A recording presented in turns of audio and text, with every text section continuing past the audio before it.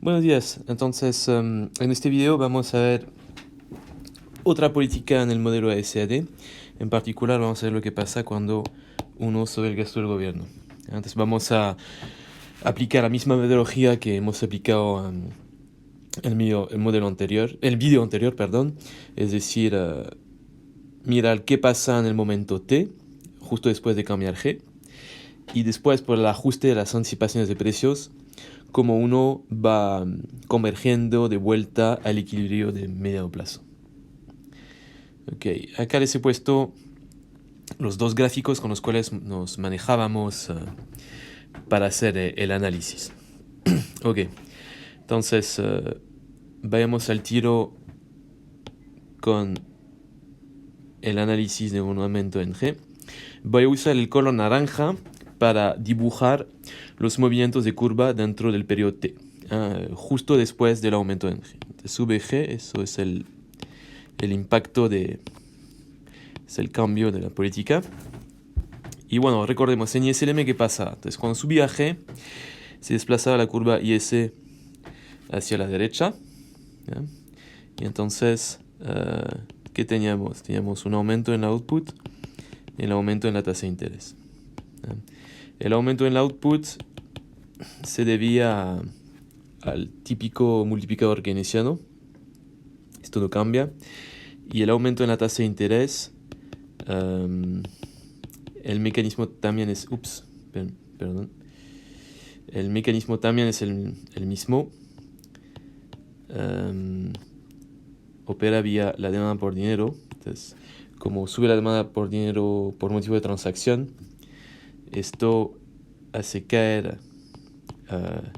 la demanda por bonos, hace caer el precio de los bonos, lo cual es equivalente a subir la tasa de interés. Okay, entonces, estos mecanismos de ISLM siguen estando presentes en el modelo.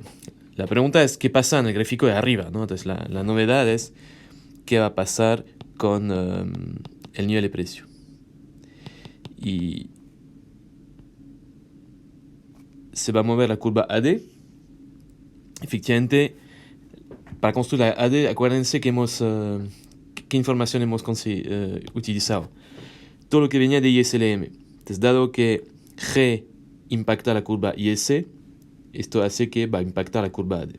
Entonces, se va a desplazar la curva AD, y para que el cambio en el output sea consistente con el gráfico de abajo, ven que se va a desplazar hacia arriba. Esto va a hacer subir los precios.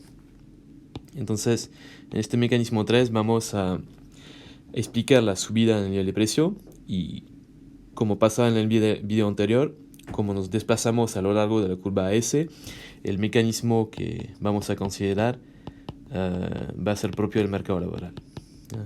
En particular, como se produce más, se va a emplear más gente, lo cual va a reducir el desempleo. Por la curva WS, vimos que la caída en el desempleo hacía subir los sueldos. Efectivamente, los trabajadores están en una mejor posición para negociar, porque hay menos competencia entre trabajadores en el mercado laboral, por lo tanto pueden negociar sueldos más altos. Y después, por la curva PS, el aumento en costo que representa el aumento en los sueldos, las empresas lo van a trasladar a precios. Porque, bueno, la PS que hemos dicho, que el precio que fijan las empresas es un marca por encima de su costo, que es el salario. ¿Okay? Entonces, dentro del periodo T, todo lo naranja, vimos efectos propios de ISLM, es decir, que un aumento en G hace subir el output, hace subir la tasa de interés, y algo nuevo, que es la subida en el nivel de precio. ¿Okay? El periodo T más 1, como bien hemos dicho, al principio de cada periodo, tenemos que acordarnos que cambia las anticipaciones de precios. Y que habíamos dicho, la manera como se fija la anticipación del periodo T va a ser nada más que lo que se observaba en el periodo anterior. Como en el periodo anterior subieron los precios, el PE va a subir con respecto a su nivel del periodo anterior. Entonces en T más 1, PE va a ser más alto que en T. Esto hace correr la curva AS hacia arriba. La pregunta es ¿cuánto se va a correr? Acuérdense, la curva AS siempre pasa por un punto en particular, es decir, el punto tal que en abscisas tenemos el nivel natural de la producción y en ordenadas se cumple que el precio observado es igual al precio anticipado. Es el punto que acabo de agregar en el gráfico. Acuérdense que para hacer este análisis partimos del nivel natural de la producción, entonces el nivel natural estaba acá, y como los precios han subido, el nuevo precio anticipado se ubica acá. Entonces como se ubica acá, este punto negro que agregué, la nueva curva AS tiene que pasar por ello. Entonces se desplaza la AS hacia arriba y la intersección con la AD se va a ubicar acá, la nueva intersección. Como ven, esto va a hacer subir los precios. Efectivamente, ¿cuál es el mecanismo? Como sube el nivel de precio anticipado, los trabajadores van a negociar salarios más altos. Efectivamente, les preocupa su poder adquisitivo. Digamos, el poder adquisitivo que anticipan para el futuro. Entonces negocian sueldos más altos y las empresas responden a esta subida en costos subiendo sus propios precios. Entonces subida en precio es el primer efecto y vemos que va a caer el output con respecto al final del periodo anterior. Y para explicar esta caída en el output, primero quiero explicar el cambio en la tasa de interés. Efectivamente, la curva LM se va a desplazar hacia arriba y la razón de este desplazamiento se debe al cambio en la demanda por dinero. Como subió el nivel de precio, por motivo de transacción, los agentes van a demandar más dinero. Y para tener más dinero van a tener que demandar menos bonos. Va a caer el precio de los bonos, lo cual es equivalente a una subida en la tasa de interés. Entonces la tasa de interés va a subir. Y como bien saben, la subida en la tasa de interés, como representa el costo de oportunidad del capital, va a hacer caer la inversión y por lo tanto, por multiplicar el keynesiano y porque la inversión es componente del output, va a caer el output. Ok, entonces los efectos expansivos que vimos en el periodo T, que había generado el aumento en el gasto, se ven en parte contrarrestados. Habíamos tenido una subida en el output, esta subida se ve compensada el periodo siguiente. La tasa de interés en T había subido, en T más 1 sigue subiendo. Habían subido los precios y siguen subiendo en T más 1. Todo lo que ocurrió en el periodo T más 1, esos mecanismos 4, 5 y 6, se van a reproducir en el periodo T más 2. Efectivamente, como subieron los precios en T más 1, esto en T más 2 va a implicar que el nivel de precio anticipado va a subir con respecto a su nivel en el periodo anterior. Y entonces, dado el aumento del nivel de precio anticipado, todo lo que viene a partir del mecanismo número 4 se va a reproducir en el periodo T más 2. Entonces, para T más 2 voy a usar el color violeta.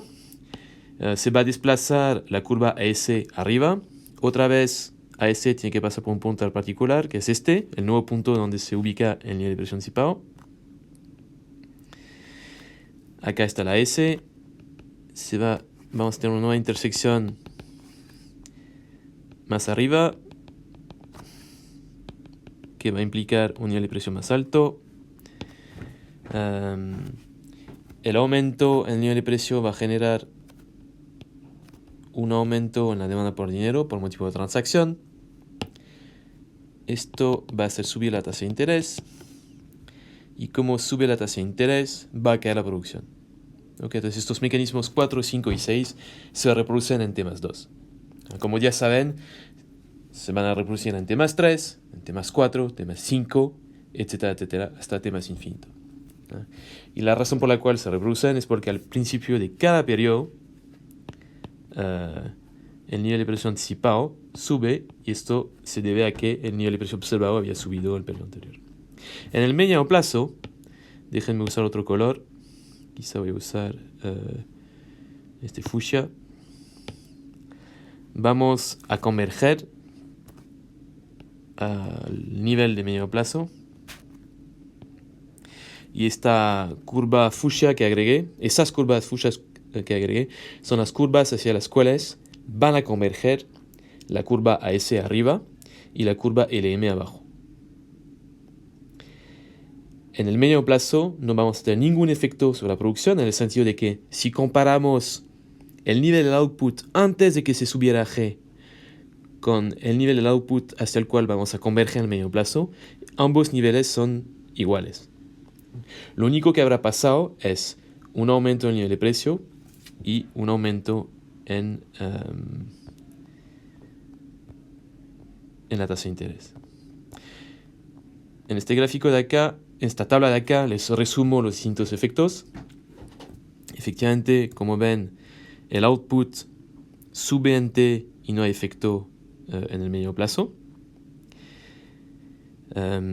Y por lo tanto, vamos a tener un efecto sobre la composición del output más que sobre su nivel. Por el aumento en el gasto del gobierno que tenemos en el medio plazo, esto se ve compensado por una caída en la inversión. La caída en la inversión se debe al hecho de que la tasa de interés sube. Eso. Entonces, si tenemos que pensar si el aumento en el gasto del gobierno es bueno o malo, bueno, esta respuesta no es fácil de responder. El caso del modelo ISLM era claramente bueno porque solo subía el output. Ahora que hemos considerado precios flexibles, vemos que aparecen otros efectos en medio plazo y entonces aparecen efectos negativos. Primero vemos que el aumento en el output que tenemos en el corto plazo no sobrevive en el medio plazo. Entonces esto no es un efecto negativo, pero viene a limitar el efecto positivo de corto plazo. Segundo, el aumento en el gasto del gobierno genera mucha inflación.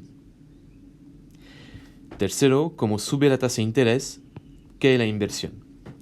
La caída de la inversión no tiene efectos particularmente graves en este modelo, pero si tuviésemos una versión de este modelo con capital, tendríamos efectos negativos en el medio plazo por el hecho de que tendremos menor acumulación de capital. Y esto haría que el efecto nulo sobre el output se vuelva un efecto negativo. Y por fin, el último efecto negativo es que, bueno, por el aumento en el gasto, si no tenemos un aumento en impuesto que viene a compensarlo, vamos a tener un aumento en la deuda del Estado y esto, bueno, en algún momento habrá que financiarlo. Esto. Nos vemos en el próximo video para la última política.